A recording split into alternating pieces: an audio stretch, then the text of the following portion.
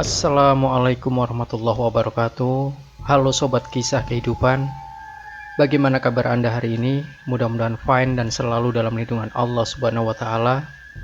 Senang sekali kami bisa kembali hadir menjumpai Anda, dan untuk kesempatan kali ini kami akan berbagi satu kisah nyata horor yang berjudul Balas Dendam Kuntilanak. Jakarta tempo dulu adalah sebuah perkampungan yang masih asri, penuh dengan pohon-pohon yang besar dan rindang. Sebuah kisah mistis terjadi di kawasan Senayan, Jakarta Selatan. Kisah tentang seorang ibu yang mati dalam keadaan hamil tua dan arwahnya menjelma menjadi sosok kuntilanak. Sosok kuntilanak sekarang ini menjadi primadona dalam sinetron maupun film layar lebar. Dalam tayangan sinematografi, umumnya digambarkan sebagai sosok arwah penasaran yang membalas dendam pada orang-orang yang pernah mencelakainya sewaktu dia masih hidup sebagai manusia. Entah kebetulan atau tidak, peristiwa yang saya ceritakan ini persis seperti kisah dalam film, yakni tentang sosok kuntilanak atau pocong yang ingin balas dendam kepada mereka yang telah mencelakai dirinya. Kejadiannya memang sudah cukup lama, yakni pada tahun 50-an, dan berlangsung di daerah Senayan, Jakarta Selatan. Waktu itu saya masih duduk di bangku sekolah rakyat atau yang sekarang disebut SD. Perlu diketahui, pada tahun 50-an, Senayan tentu saja belum menjadi sebuah kawasan metropolitan seperti sekarang ini. Waktu itu Senayan adalah sebuah perkampungan masyarakat Betawi yang masih banyak ditumbuhi pohon besar. Orang Betawi tempo dulu memang sudah lazim menanam pohon nangka, cempedak, rambutan, durian, mangga, dan kelapa di kebun atau halaman rumah mereka. Jadi, saat itu kondisi Senayan mirip hutan atau daerah pegunungan. Waktu orang tua saya dan beberapa kepala keluarga lainnya yang berasal dari desa di Jawa Barat merantau ke Senayan, kami sebenarnya satu sama lain masih merupakan sanak saudara. Rumah orang tua saya terletak di pinggir jalan, sebab kakek saya membuka usaha toko furniture. Bersebelahan toko kakek adalah toko sembako milik seorang keturunan Cina Totok yang akrab disapa Baba Jangkung. Baba Jangkung dan keluarganya termasuk Cina yang kaya raya kala itu. Karena tak ada saingan, toko sembakonya sangat laris. Pembelinya bukan cuma penduduk sekitar, tapi ada juga yang datang dari jauh. Agaknya Baba Jangkung memang menjual dagangannya dengan harga yang sedikit miring. Karena itu pelanggan berbondong-bondong datang ke tokonya yang besar itu. Sementara itu, di belakang rumah kakek saya berjajar rumah-rumah sederhana milik orang yang sedesa dengan kami. Sedangkan rumah orang Betawi asli terletak agak jauh. Waktu itu hampir semua pribumi Betawi masing-masing memiliki tanah yang cukup luas. Ukuran rumahnya pun besar-besar dengan bangunan khas Betawi. Suatu hari tetangga di belakang rumah, persisnya seorang ibu muda baya yang bernama Cek Tia, terserang malaria.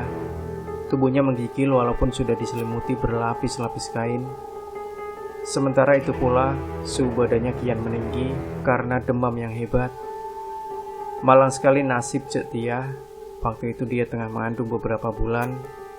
Karena waktu itu belum ada obat-obatan seperti sekarang, dan juga karena takdir Allah, Cek Tia tak pernah sembuh lagi dari serangan malaria itu.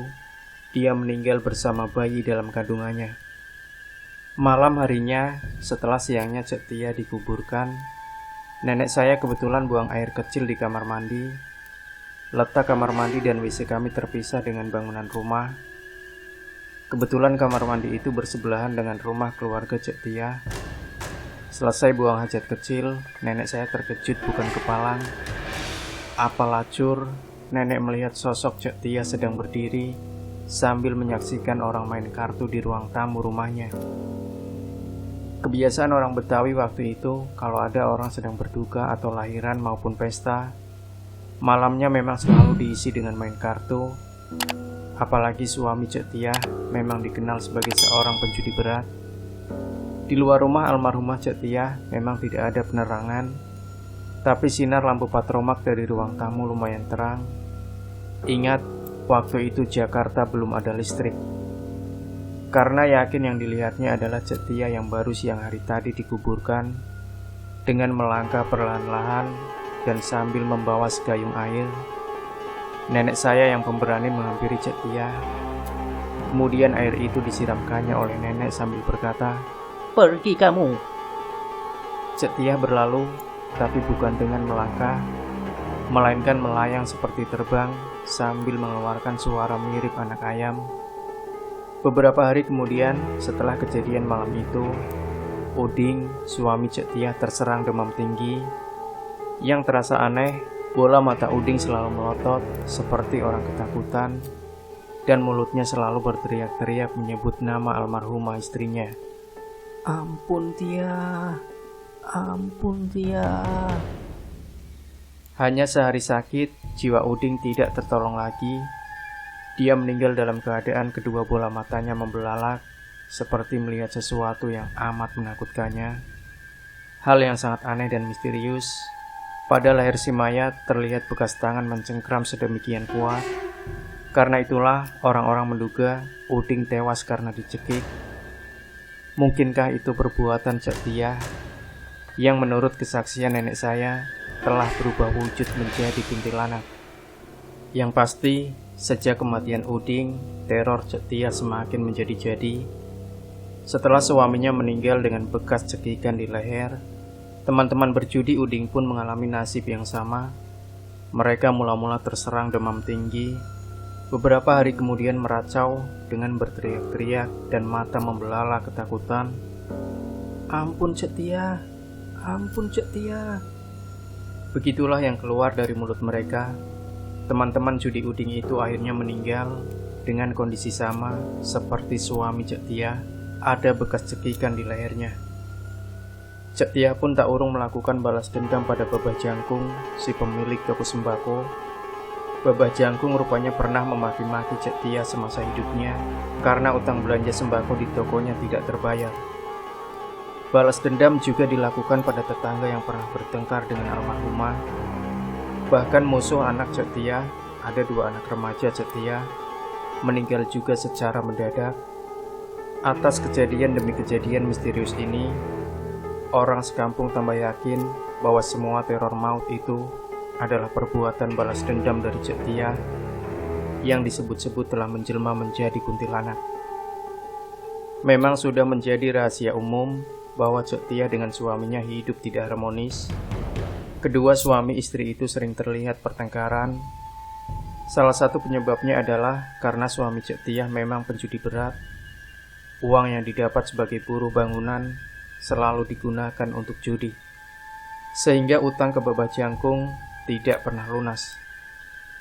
Awal tahun 60-an, penduduk Senayan terkena penggusuran karena di areal itu akan dibangun komplek Gelora Bung Karno dalam rangka Asian Games. Mula-mula yang digusur adalah tempat pemakaman umum yang lokasinya hanya beberapa puluh meter dari tempat tinggal kami. Masing-masing kuburan digali, lalu tulang belulangnya dipindahkan ke pemakaman Blok P, Kebayoran Baru. Sekarang pemakaman Blok P pun sudah tidak ada lagi, karena di lokasi itu sudah dibangun gedung kantor Wali Kota Jakarta Selatan.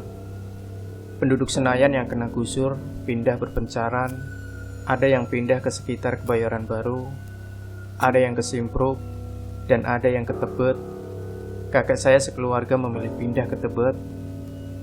Sejak penggusuran itu, teror maut Cek Tiah tidak pernah terjadi lagi.